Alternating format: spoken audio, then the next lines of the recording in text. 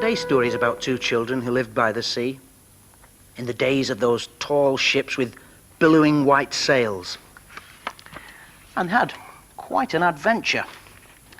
Once, many years ago, there was a boy called Jack and a girl called Nancy. They lived with their father and mother in a cottage at the seaside. From the bedroom window, they could see the sailing ships at sea.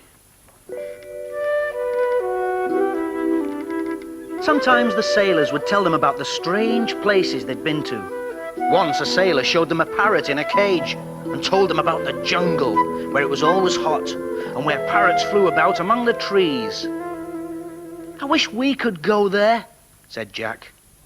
One day, Jack and Nancy went out for a walk on the cliffs. Nancy carried some buns and some apples in a handkerchief, and Jack carried his father's big green umbrella. When they sat down to eat, they felt a few spots of rain, and Jack put up the umbrella. At that moment, a great wind began to blow. Jack held on tight to the umbrella, and Nancy held on to Jack. And then suddenly the wind blew so hard, they were blown into the air. Up they went, through the clouds, until, at last, after a long time, they came out into clear sky. Slowly the wind dropped, and the big green umbrella began to float down towards the island in the sea. Down they floated between tall trees. Flying about among the branches were parrots, just like the ones the sailors had told them about. They landed on the ground with a bump, and when they looked up, there on top of the umbrella was a big parrot. Jack and Nancy set off through the jungle, and the parrot went with them, sitting on the handle of the umbrella. Before long, they came to a little stream. In one place, the stream became a waterfall, and they had to climb down over rocks to get to the bottom. In the end, they came to the sea, but there were no people and no ships to take them home, and so there they had to stay. Each morning, they ate fruit from the bushes and drank water from the stream. They swam in the sea with the fish. The water was quite warm. At night, they climbed onto a mossy branch and went to sleep. And every day they kept watch, hoping a ship would come. But days passed and no ship came to the island. "We shall never see our home again," said Nancy. Then, one morning, there was a ship out at sea. Jack shouted, and Nancy shouted, and the parrot screamed. He made the most noise of all. The ship stopped, and some sailors got into a little boat and rowed towards the shore. They hadn't expected to see anyone on the island, and they were amazed when they heard how Jack and Nancy had got there. "You must come on board ship with us," said one of the sailors. "We'll take you back home." Jack and Nancy sailed home on the ship. For the meals, they had salt pork and very hard biscuits. The sailors sang sea shanties for them and showed them how to tie knots in pieces of rope. When they got back, the sailors rowed Jack and Nancy to the shore. Their father and mother were overjoyed to see them, and you can imagine how happy Jack and Nancy were, after all their adventures, to be safe home once again.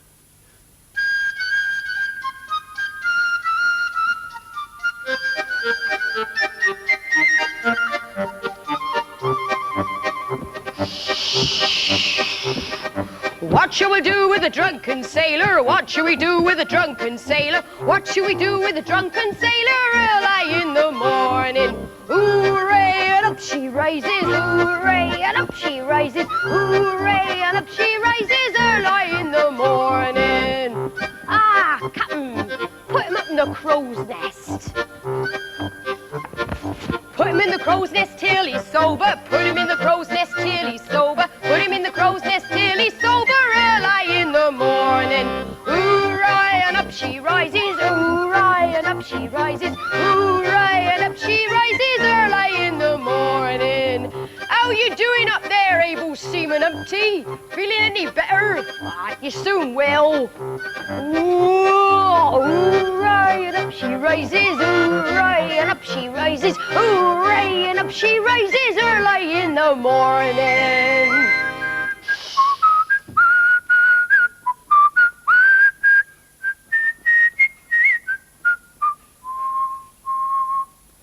Oh, this cardboard yacht.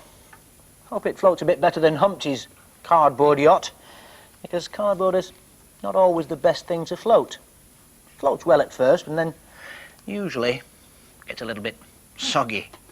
But it's floating okay now. What else floats? Oh, my paper yacht.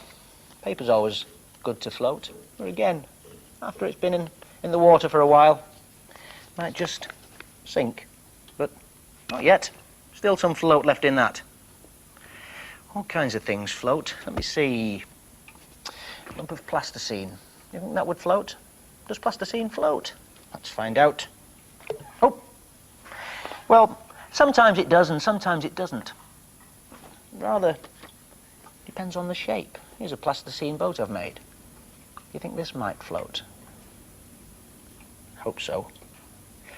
There we go. A grand launching of the plasticine sailing boat.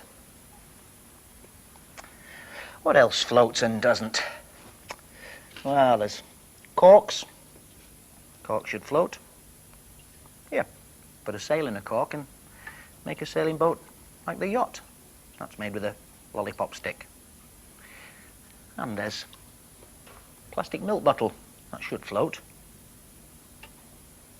Well, it will float when it's empty, but if it fills up with water, glug, glug, glug, it may just sink like a sinking ship. Let's refloat it.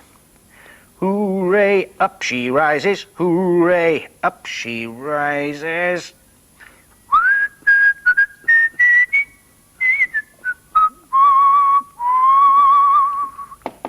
Cuckoo, you in there? Oh, what's this?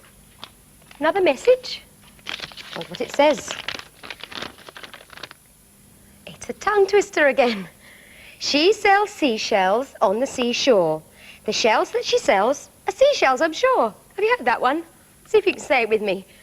She sells seashells on the seashore. The shells that she sells are seashells, I'm sure. She sells seashells on the seashore. Shells that she sells seashells, I'm sure. It's a very difficult one, Cuckoo. You got any more for me? I wonder what this one is. It's another sea one. A swan swam over the sea. Swim, swan, swim. Swan swam back again. Well, swam, swam. Oh, that's all right. Have another go. Swan swam over the sea. Swim, swam, swim. Swam, swam back again. Well, swam, swam. Swim, swam, swim. Swan swam over the sea. Swim, swam, swim. Swam, swam back again. Well, swam, swam. I think it's time to tell the time, don't you?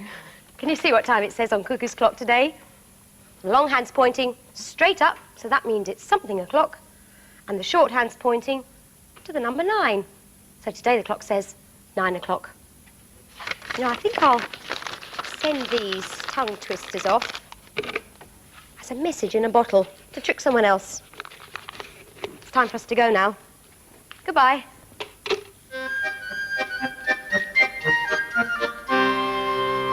You could try floating your own silver paper boat. Or anything. Goodbye.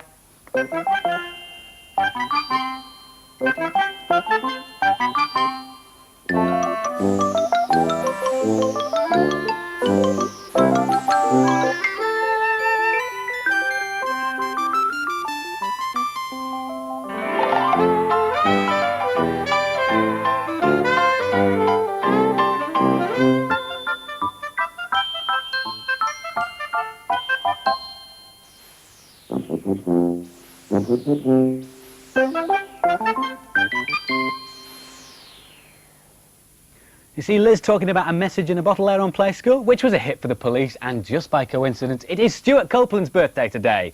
And he is 35 years old, so happy birthday to you, Stuart. And Desmond Dekker was 46 today. And Desmond Dekker had a song called The Israelites. Whoa, ho, ho, ho, ho, ho, ho. I won't sing any more of that, don't panic. Your birthdays for today, far more important. This one actually came to Philip, but never mind. On the 16th of July, please say happy birthday to my daughters. All these people, there's lots of them. Jane Horn, Her friends Fiona Wilkie and Alexander Clayton and her cousin Geraldine Horn, who all shared the same birthday. Send lots of love to them.